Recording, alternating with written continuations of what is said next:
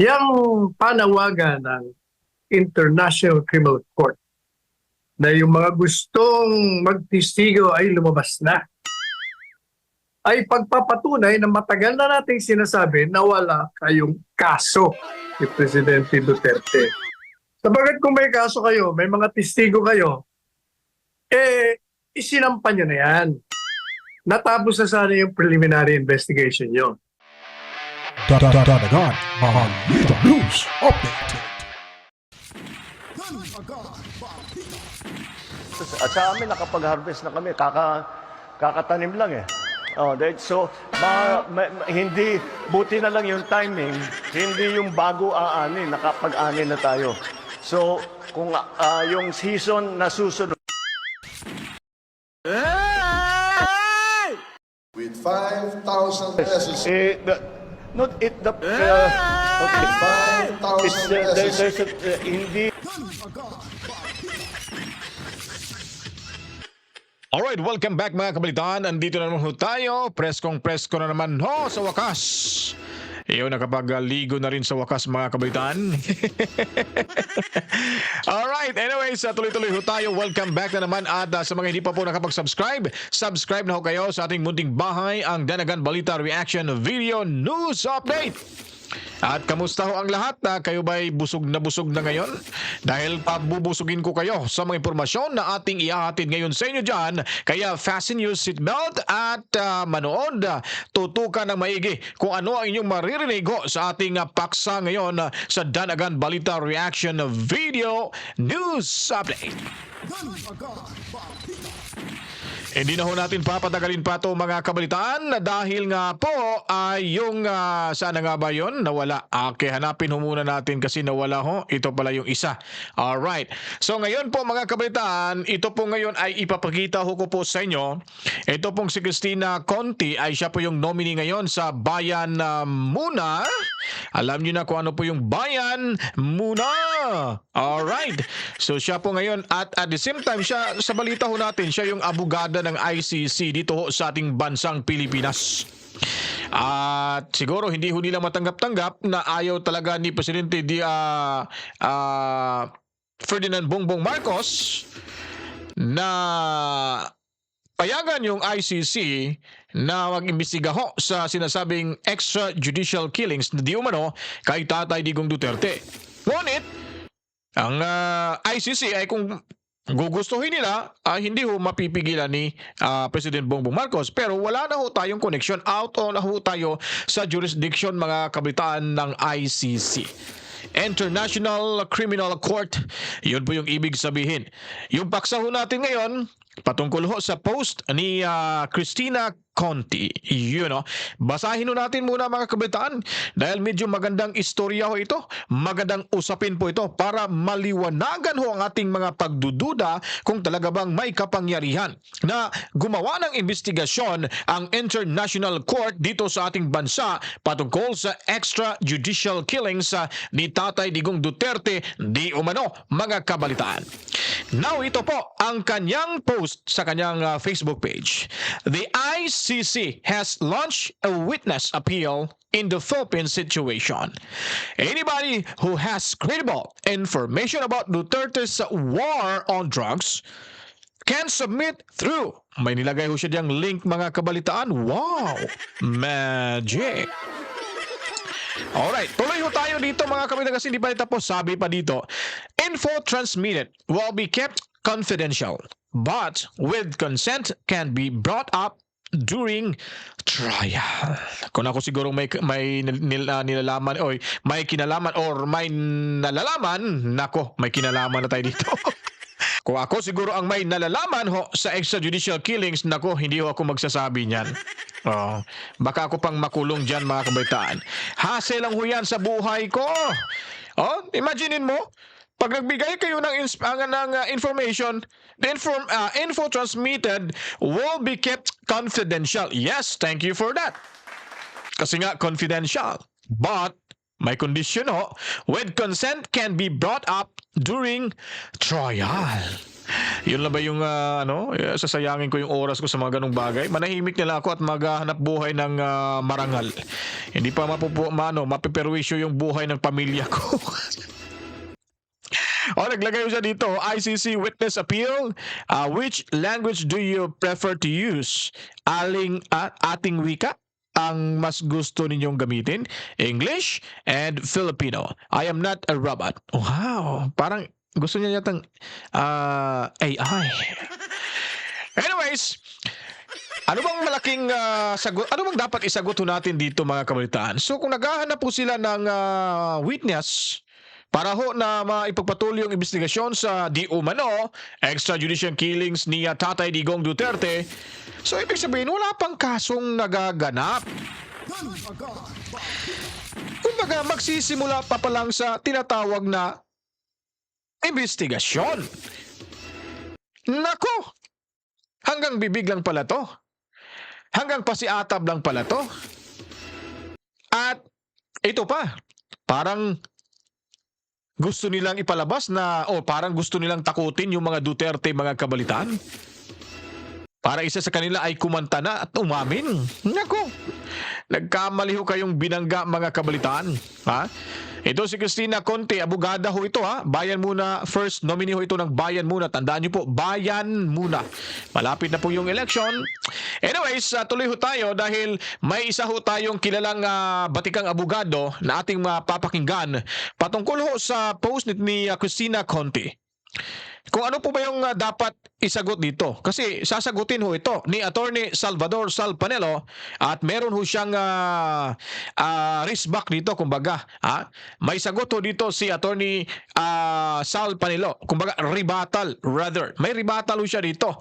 So, sino bang papaniwalaan ho natin? Itong Conte na to na abogada ng isang ICC na wala na ho tayong koneksyon o wala na tayo sa jurisdiction na yan, o ito yung totoong abogado talaga na nagsisilbi sa taong bayan at doon lang talaga sa katotohanan mga kabalitaan. Ito, hindi na ho tayo magtatagal. Panoorin natin si Attorney Sal Panelo ng SMNI kung saan dito niya po sinasabi kung ano nga ba ang katotohanan. Panoorin ho natin. Para makakuha ng ebidensya laban sa dating Pangulong Rodrigo Duterte, may namamangka ba, Attorney Sal? Pero may nagsasabi naman yung mga abogado ng mga umano'y biktima ng drug war ng Duterte administration na patapos na itong investigasyon na ginagawa ng ICC dito sa bansa, Attorney Sal. Number one, yung sinasabi ni Marvin, tama yon. Kaya nga napupuri natin si Presidente Marcos Jr. dyan sa ICC. At tinutuloy niya talaga yung continuity ng foreign policy as regards, with regard, in regard, dyan sa walang jurisdiction. Talagang walang jurisdiction eh. Kaya pinaninindigan niya. Apart from that, sinabi na nga natin, pag ikay bumaliktad dyan, ikaw ang may pitch kapag impeachable ground when you surrender your sovereignty. Kaya tama yung sinasabi ni Marvin na hindi sila magko-cooperate following the instruction, the policy of the President. Tama kayo dyan.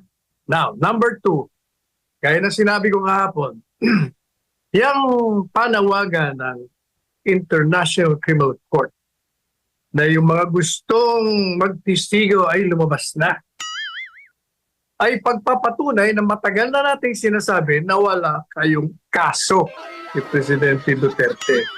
Sabagat kung may kaso kayo, may mga testigo kayo, isinampan nyo na yan. Natapos na sana yung preliminary investigation nyo.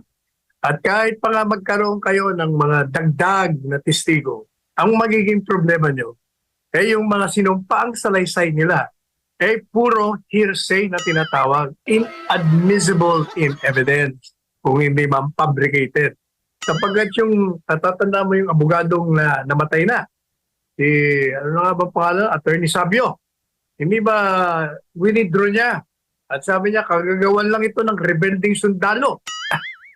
Kaya kung pinahil yan, political lang ito.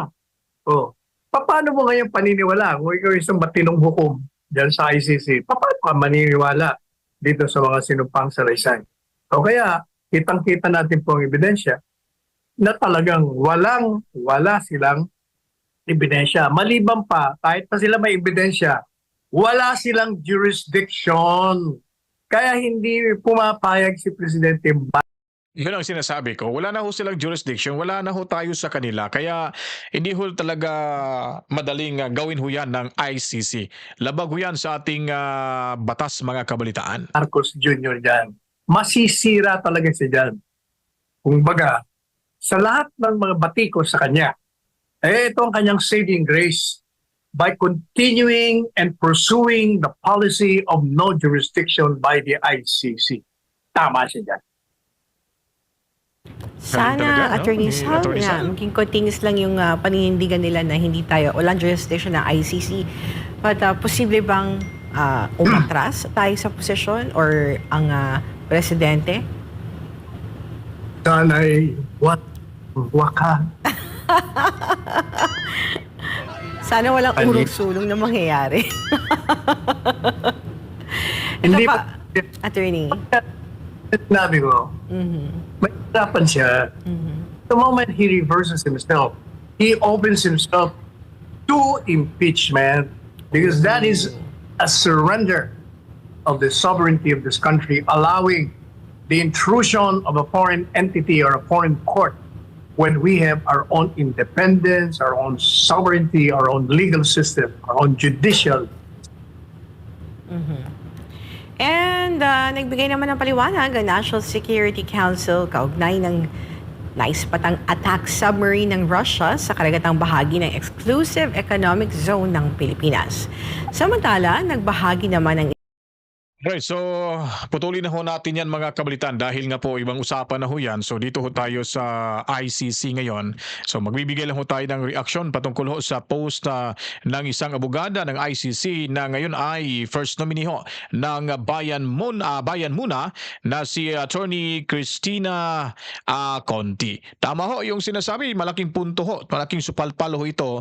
At ewan ko lang kung mahihiya kaya si Attorney Conti dito kung narinig niya po yung naging pahayag ni Attorney Sal Panelo kasi abogado to no? Laban ng abogado to, laban ng ano to mga kabalitaan.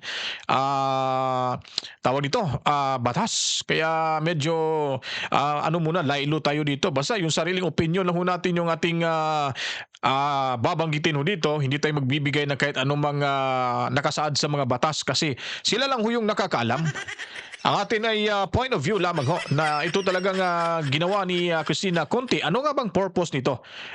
Kasi nga, nagnanawagan ho kung sino ho yung makapagsabi for their additional information or to become their witness or witnesses sa naturang planong pagpaimbestiga itong ating Pangulong si Rodrigo Duterte sa ICC na kung saan ay hindi na ho tayo nabibilang sa ICC. Wala na ho silang jurisdiction sa ating bansa mga kabalitaan. At kung ano pa ba ang ipinaglalaban? Ito yung tanong ng karamihan. Ano nga ba ang ipinaglalaban nitong si Cristina Conti, ang abogada ho ng ICC dito sa Pilipinas?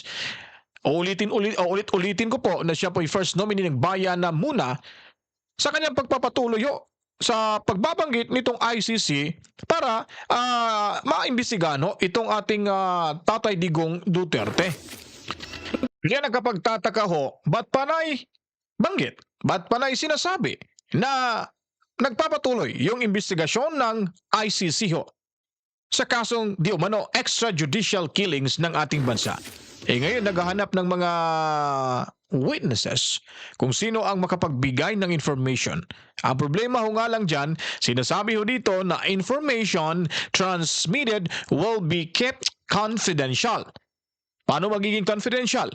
Dahil po, imposible ho yung magiging confidential dahil nga po, may kondisyon itong kanyang panawagan. Sinasabi ho dito, but with consent can be brought up during trial.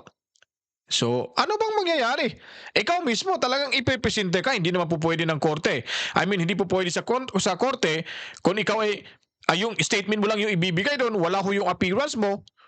ay talaga pupunta ho kayo. Magsiswear ho kayo doon. Magbibigay ko ng sworn statement at lalagdaan nyo po mga kabalitaan. So paano ho magiging confidential? Ikaw mismo haharap ka rin sa korte mga kabalitaan. Ha? So tingnan nyo po yung mga sinasabi dito. Ay nako, kung kayo may alam sa ganung bagay, kung gusto nyong gumawa ng mga kwentong barbero, wag na lang ho ninyong ituluyan yung binabalak nyong makipag-ugnayan sa ICC dito sa Pilipinas ni Attorney Cristina Conte. Dahil talagang mapapahamak yung buhay mo. At baka balikan ka pa, makasuhan ka pa, ikaw pa yung makukulong mga kabalitaan.